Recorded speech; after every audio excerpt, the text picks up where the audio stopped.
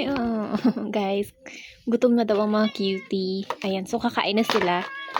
Kakaugas ko lang ng mga kainan nila, guys. So, very clean na yan.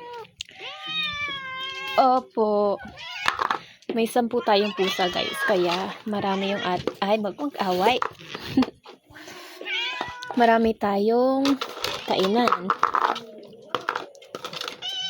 Ayan, huwag mag-away-away, ha? Ayan. Dito natin nilalagay. Ayan. Oo. Yung si Aya, Gravity. 2. Pero ito yung water nila, guys. Fresh na fresh yan. 3.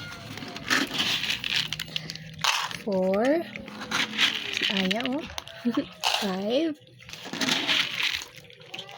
6. Ayan, mamaya na ulit. So, ayan na. Kumakain na sila, guys. Huwag mag-away-away, ha? Ayun.